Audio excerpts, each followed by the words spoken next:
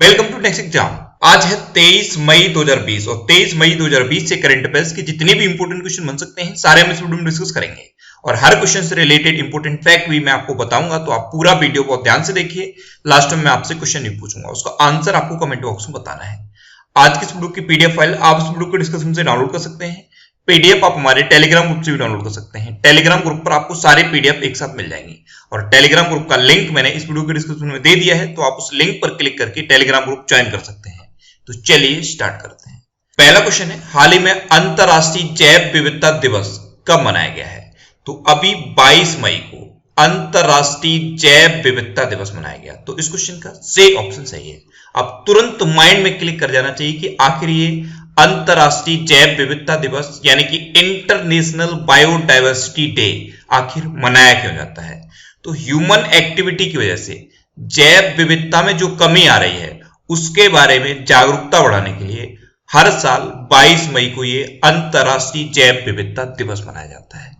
अब यहां पे भी प्रॉब्लम हो सकती है कि ये जैव विविधता क्या होती है। अक्सर हम ये टर्म पढ़ तो लेते हैं, बायोडायवर्सिटी अक्सर हर जगह लिखा हुआ मिल जाता है, बायोडायवर्सिटी हिंदी में देखें तो जैव विविधता, लेकिन कई बार समझ में नहीं आता कि आखिर ये जैव विविधता या बायोडायवर्सिटी होती क्या है।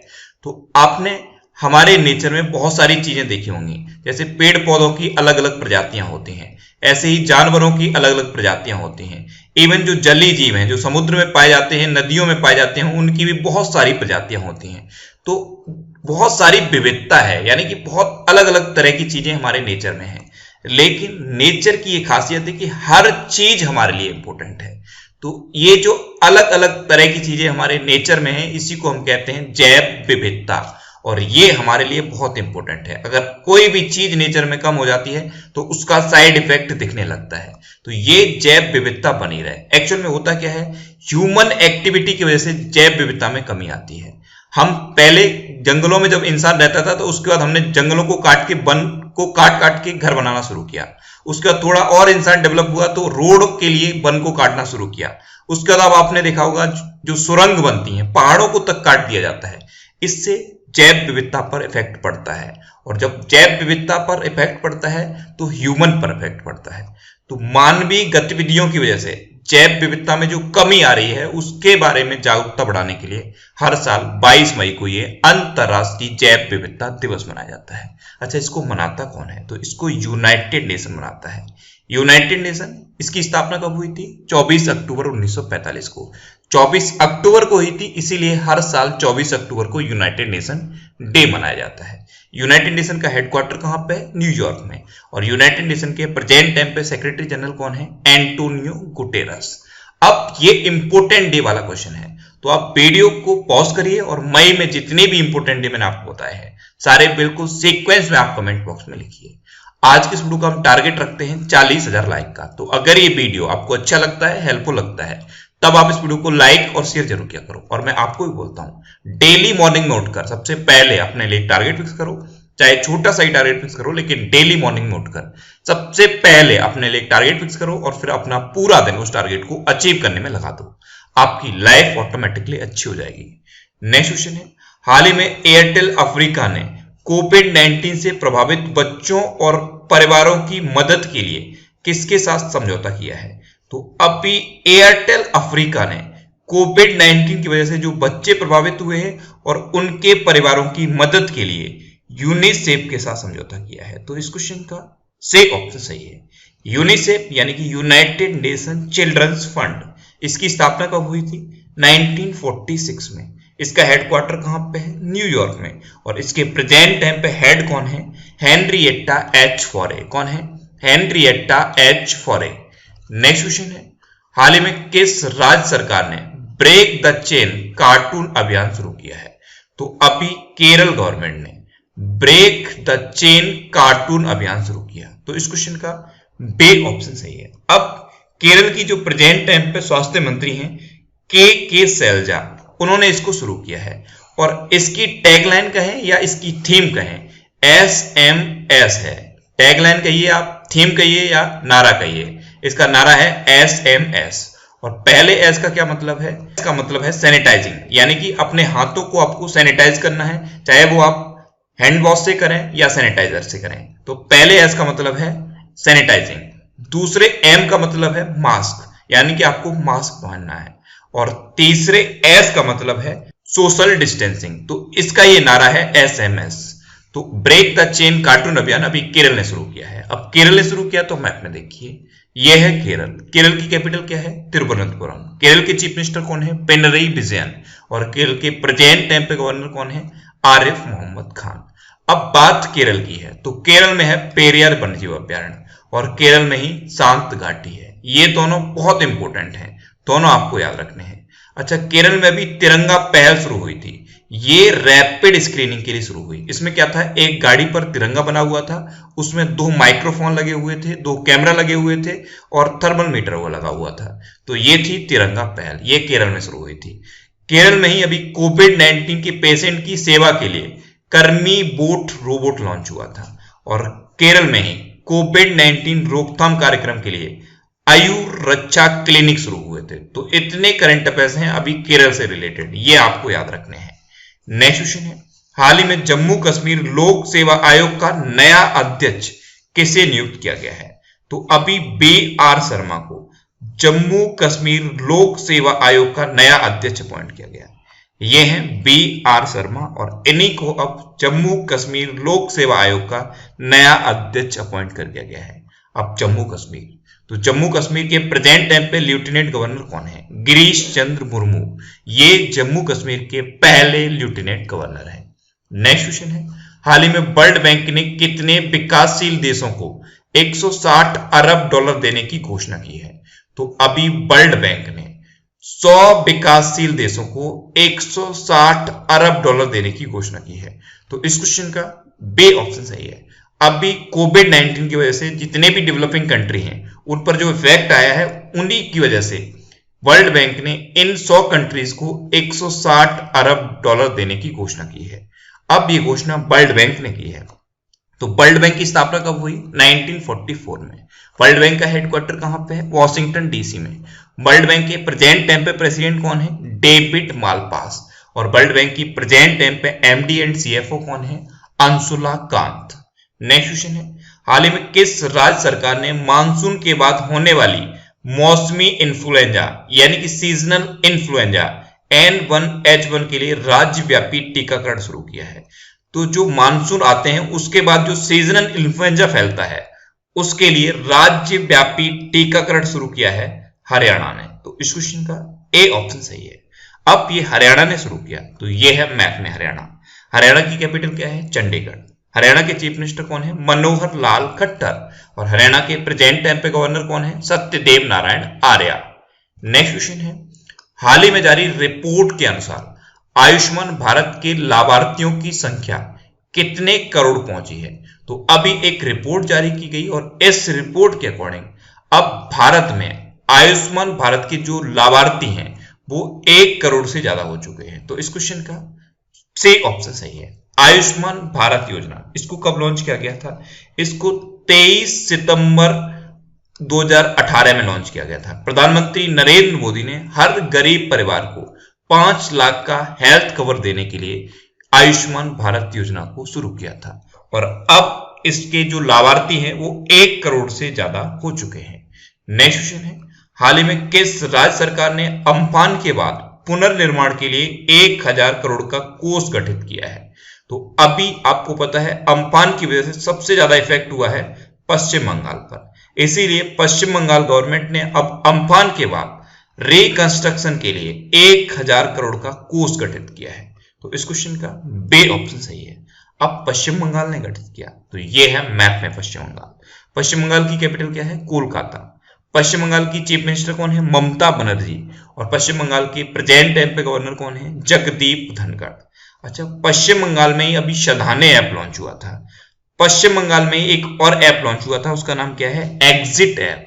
ये भी आपको याद रखना है। और सुंदरबन कहां पे है? पश्चिम बंगाल में, ये भी आपको याद रखना है। नेक्स्ट क्वेश्चन है, हाल ही में इग्नू के ऑनलाइन MA हिंदी कार्यक्रम का शुभारंभ किसने किया है? तो इग्नू में अभी ऑनलाइन MA हिंदी का कार्यक्रम शुरू हुआ है और इसका शुभारंभ किया है प्रेजेंट टाइम के हमारे MHRD मिनिस्टर रमेश पोखरियाल निशंक ने। तो इस क्वेश्चन का सी ऑप्शन सही है। इग्नू यानी कि Indira Gandhi national open university. क्या है इसकी full form? Indira Gandhi national open university. IGNOU की स्थापना कब हुई थी? 1985 में, और ये है कहां पे? न्यू दिल्ली में। तो इग्नू में अब ऑनलाइन एमए हिंदी कार्यक्रम शुरू हो गया है और इसका शुभारंभ हमारे प्रेजेंट टाइम के एमएचआरडी मिनिस्टर रमेश पोखरियाल निशंक ने किया है। नेक्स्ट क्वेश्चन है, हाल ही में किस राज्य में ट्रांसजेंडर के लिए अलग संगरोध केंद्र की स्थापना की है? तो अभी मणिपुर ने ट्रांसजेंडर्स के लिए एक अलग से संगरोध केंद्र की स्थापना की है। तो इस क्वेश्चन का बे ऑप्शन सही है। अब शायद ये टर्म माइंड में क्लिक कर गया होगा कि संगरोध केंद्र क्या होता है, तो इसी को इंग्लिश में कहते हैं क्वारंटीन सेंटर। तो केरल ने अभी 2 नए क्वारंटीन सेंटर स्थापित किए हैं और ये स्पेशली ट्रांसजेंडर्स के लिए हैं। तो ट्रांसजेंडर्स के लिए संगरोध केंद्र यानी कि क्वारंटीन सेंटर स्थापित किए हैं मणिपुर ने। अब मणिपुर ने किए तो ये है मैप में मणिपुर। मणिपुर की कैपिटल क्या है? इम्फाल। मणिपुर के चीफ मिनिस्टर कौन है? एन वीरेन सिंह। और मणिपुर की प्रेजेंट टाइम पे गवर्नर कौन है? नजमा हेमतुल्ला। नेक्स्ट क्वेश्चन है, हाल ही में किसने मेडिकल डिवाइस और डायग्नोस्टिक्स पर उत्कृष्टता की स्थापना करने की घोषणा की है? तो अभी आईआईटी खड़गपुर ने मेडिकल डिवाइस और डायग्नोस्टिक्स पर उत्कृष्टता की स्थापना करने की घोषणा की। तो इस क्वेश्चन का ए ऑप्शन सही है। प्राथमिकता वाले स्थानों पर सस्ते और स्वदेशी चिकित्सा उपकरणों के निदान और नवाचार के लिए आईआईटी खड़गपुर ने ये मेडिकल डिवाइस और डायग्नोस्टिक्स पर उत्कृष्टता की स्थापना करने की घोषणा की है। नेक्स्ट क्वेश्चन है, हाल ही में आईओसी ने गैर संचारी रोग की रोकथाम और स्वस्थ जीवन शैली के समर्थन के लिए किसके साथ समझौता किया है? तो अभी आईओसी ने गैर संचारी रोग यानी कि नॉन कम्युनिकेबल डिसीज, तो गैर संचारी रोग की रोकथाम और स्वस्थ जीवन शैली के समर्थन के लिए WHO के साथ समझौता किया है। तो इस क्वेश्चन का बे ऑप्शन सही है। अच्छा, WHO के बारे में तो अक्सर मैं आपको बताता हूं।